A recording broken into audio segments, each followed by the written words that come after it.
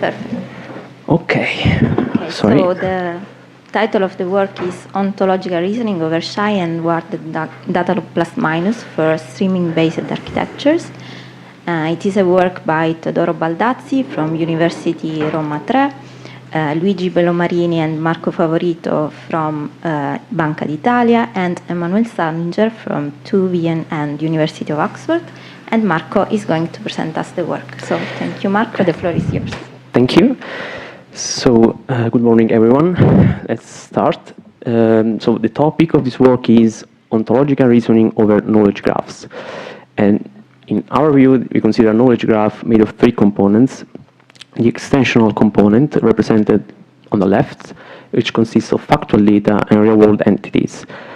The intensional component in the middle encompasses the ontology modeling of the relationship between facts.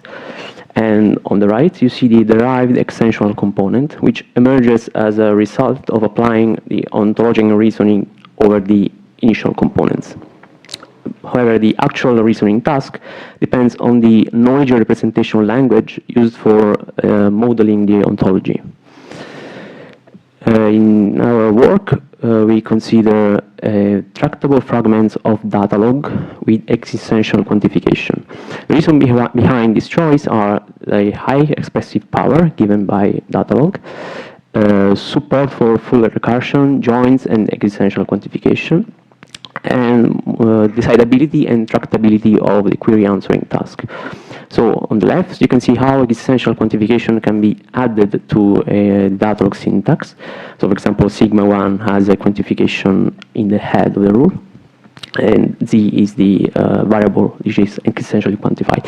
So this introduces the syntax notion of affected position, that is place where a null value can appear while reasoning on this model. And the affectedness, this concept, basically can propagate according to the rules, like in sigma 2, where z can be populated with a null value, and this null value can propagate to the head. So a naive addition of existential quantification will lead to undecidability in general. And on the right, you can see a Venn diagram showing the relationship between some of the fragments of Datalog with existential quantification that has been studied in the literature. So how the reasoning takes place? Well, the semantics is based on the chase procedure, that basically we take as an input a knowledge base D and a set of rules sigma, and we generate new facts by applying the rules until we reach a fixed point where basically we cannot add any more new facts. These artificial values that are generated during the reasoning are called labeled nulls and act as a placeholder for existential variables in the chase. And the chase is represented in the form of a dependency graph, like in the picture, in which nodes are facts and edges represent rule applications to the generated new facts. So here is a simple example to show how the chase procedure works. So consider the program with rule sigma 1 at the top, person x implies exists y such that there is an ancestor. Basically, y is an ancestor of x. And consider the database made of two persons, Alice and Bob. So we can first activate sigma 1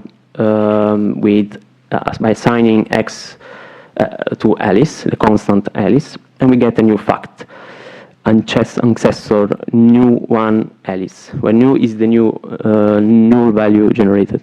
We can do the same with Bob, assigning x to Bob, and we generate a new fact, ancestor new 2 Bob, and so we end up with with two new facts. Okay, now let's talk about the Vadalog ontological reasoner, which is a state-of-the-art Datalog-based reasoner that effectively addresses relevant and challenging tasks from a plethora of domain, from finance to genomics. And it features a streaming-based data processing architecture in which reasoning is poll-based and query-driven. That is, facts in the chase are materialized only at the end of the evaluation and only if they contribute to the answering of the query. while more scalable and memory-bound than their materialization counterparts, such as DLV with existential, that supports existential quantification. They are based on bottom-up evaluation. And streaming-based approaches are inherently more incompatible with chase procedures. Okay, Shy Datalog is one of the two fragments of Datalog exists which we focus on. And this fragment is called Shy, the other one is Warded, we'll see later.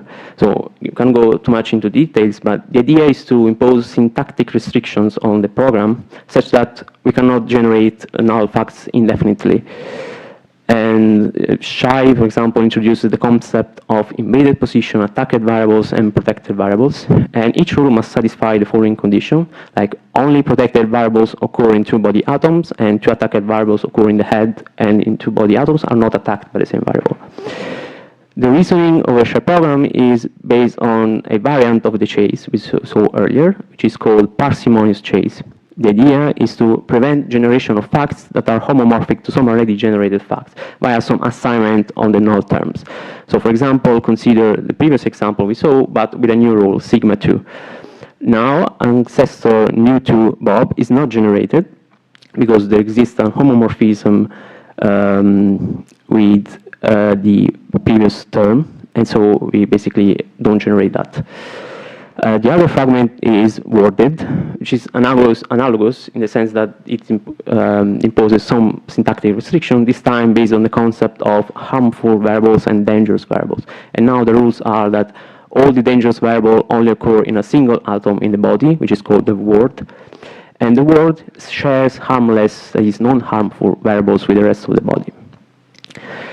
The Warded fragment is based, the reasoning over this fragment is based on the isomorphic chase, where instead of looking for homomorphism, now we have a isomorphism check, where basically a null this time cannot be mapped to a constant, but only to null values, and the mapping must be bijective.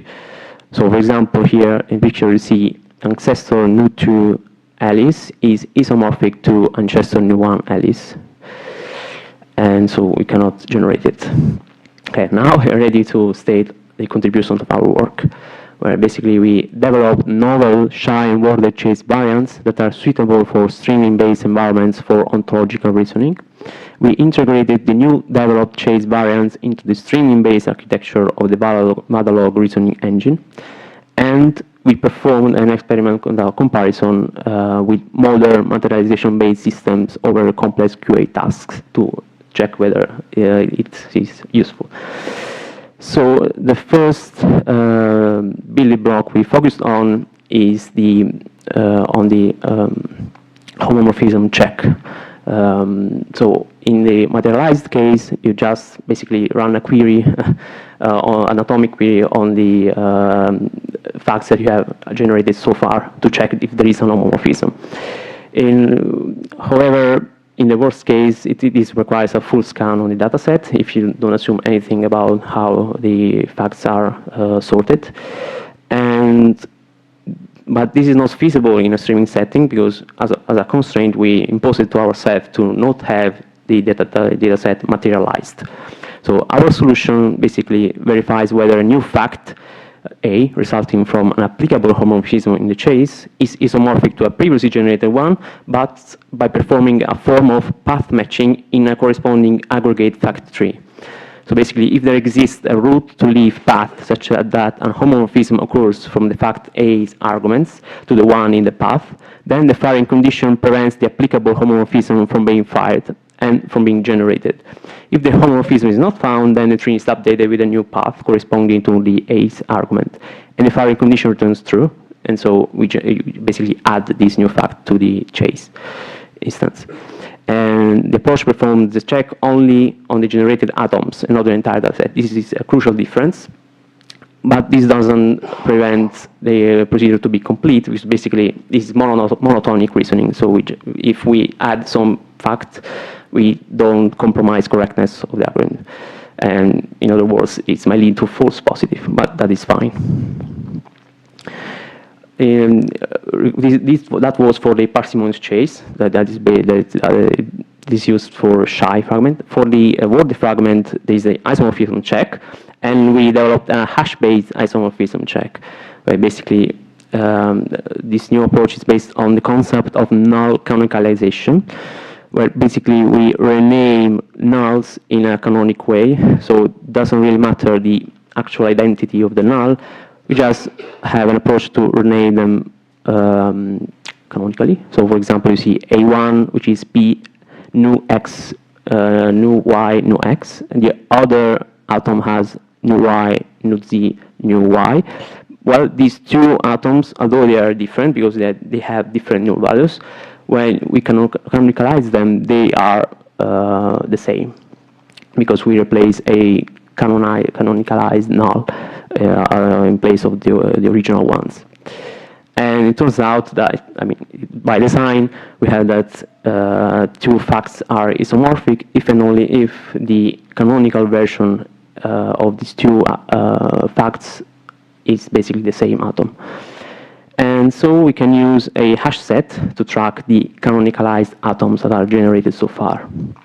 So given a new atom, we first canonicalize it, find its canonical version, and if it is contained in a hash set, then we have an isomorphism. Otherwise, the hash set is updated with this new fact, but crucially, the canonicalized fact. And note that there might be false positives, that is, isomorphism is detected while that shouldn't be the case. However, using a hash function with strong collision resistance, this should make this event improbable and has witnessed it in practice. So now we focus more on the Vadalog stream architecture. So the logic core of the system is based on the common pattern in the literature, which is based on pipes and filters, data processing. It basically consists in an active pipeline that reads data from the input sources and performs the needed transformation and produces the desired output as a result. So in the case of Datalog reasoning, we have basically we take the data and the set of rules. We compile these two in a processing pipeline where we have a data scan that scans the data set, and for each rule we basically add a nodes and connection based on what they are defined. And basically we connect a scan beta to a scan alpha if the head of rule beta unifies with a body atom of rules alpha. This is the formal definition. The reasoning then is performed in a pull-based, query-driven fashion that generalizes the volcano-iterator model. Now references on the slide. And interactions between scans occur via primitives such as the next, which asks the parent scans whether there exists a fact to read, and employ specific routing strategies to determine which interaction occur first. So as you see, you don't read the dataset in advance. You iteratively pull facts from these sources. And this is, of course, not just from the input sources, but we treat each node in the pipeline as a source for other rules. Okay, now let's focus on another concept, which is very important. Basically, to guarantee completeness of the reasoning procedures on these fragments, in particular the shy fragment, is the resumption, where basically this is needed whenever there is a Boolean conjunctive query in general, that is a query with more than one atom. And it is a way to resume the chase procedure from where it stopped due to homomorphism or isomorphism. And it works by promoting the nulls and making them behave as constants. So now from the resumption on, they are treated as constants. So in the slide, you see an example where the resumption takes place. The Boolean conjunctive query is an example of it is at the top, where you have exists Z such that ancestor Z Bob, ancestor Z Alice. And basically, the first iteration, ancestor new 2 Bob, is homomorphic to can be homomorphic to another fact, and so it cannot be generated. But after the nulls promotion to constants, we have that the new atom can be generated because the previous atom contained null that now are treated as constant, so there is no anymore a homomorphism. Okay, another core component of our contribution is to see the resumption mechanism implement not seen as a materialized, not in the materialized setting, but on a streaming setting, where basically we consider resumption as a fact-based concept.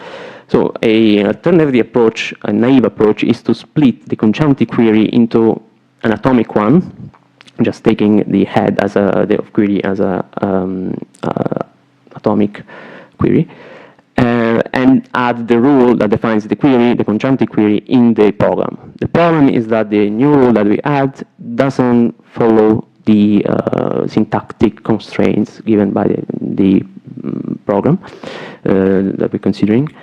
And in fact, this may require the so-called harmful join elimination, which is a way to remove the harmful joins. It's a concept again in the case of in this setting, and this is needed because otherwise the correctness is not guaranteed anymore. But the problem of this approach is that it requires an exponential increase in the number of rules, so it's better to avoid it. Instead, instead of relying on full materialization as the previous cases, we try to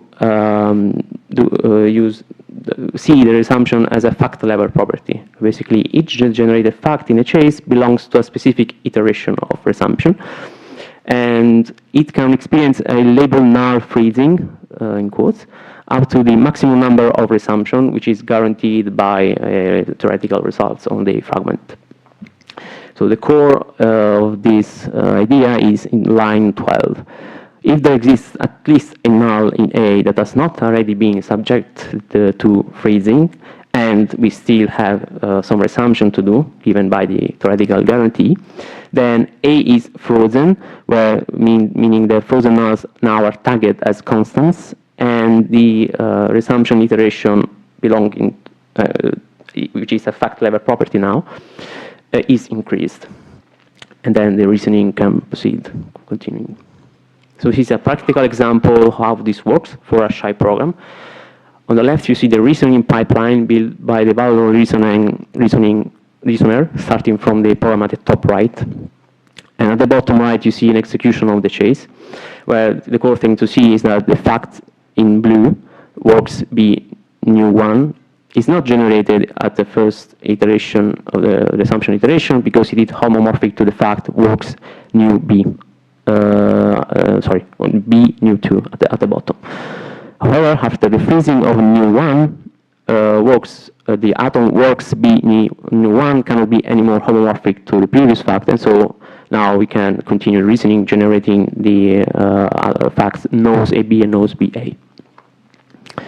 So we implemented the approaches I showed and in the Vadalog reasoner, and we performed some experimental evaluation. And we tested 4 configurations. One is for the isomorphic chase for atomic query answering, where basically we perform a harmful join elimination to guarantee completeness for Boolean conjunctive queries. We do the same for parsimonious chase. And then we consider the streaming variant of the resumption mechanism, both for isomorphic chase and parsimonious chase. We consider some datasets, some benchmark known in the literature, like a strong link scenario from a business case of Bank of Italy, a simple has ancestor program we saw earlier, and doctors and SDBA ONT from Chase Bench. So we have some results on the slide. In the strong link scenario, the presence of the streaming resumption does not heavily affect the performance, because as you see, the plots are very similar. So it doesn't add a heavy overhead, this mechanism. However, in the case of the simple program, the ancestor program, resumption is essential. The streaming variant of the resumption is essential to handle the combination of recursion and attack at harmful join rules. So as you see, the one that goes timeout after n equals 3, basically because the HGE, the harmful join elimination algorithm, just gets stuck because it gets stuck in removing the harmful joins. While the streaming variant doesn't, it's not affected by this. And for the other benchmark, we have, for example, we compare the running times with DLV, and DLV performs slightly better over smaller instances, but the gap shrinks when we go to larger datasets. And regarding the chase bench running times, we get that these variants outperform other materialization systems. Okay, this concludes my presentation. So as a contribution, we have a development of novel shy and worded chase variants that are suitable for streaming-based environments for ontological reasoning. We integrated the newly developed chase variants in the streaming-based architecture of the Vadalog reasoning engine, and then we performed an experimental comparison of Vadalog with modern materialization-based systems over complex QA tasks. As a future work, we would like to focus on streaming-based chess variants for Word+, which is a recently proposed fragment that's basically a union fragment between shy and worded. All right, thank you for your attention.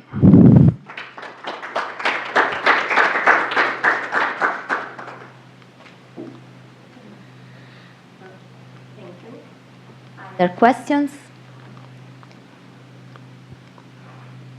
Any question? No question?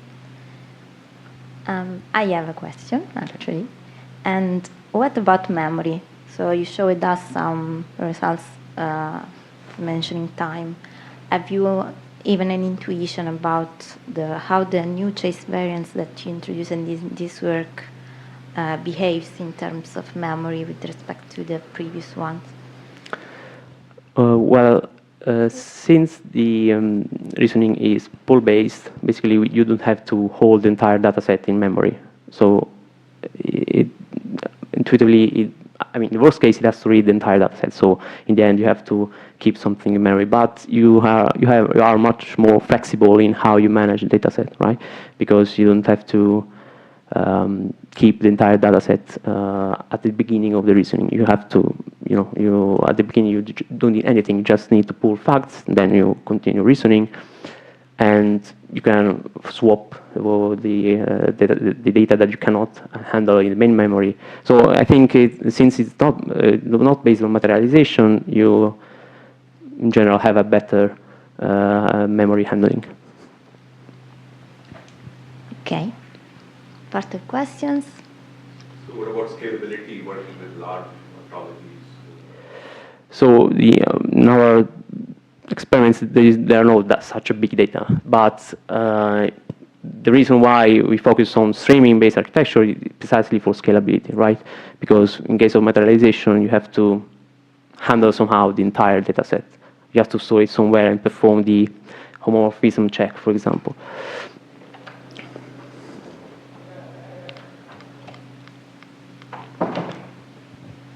Other questions, comments? Okay, so then let's thank again the speaker. Thank you.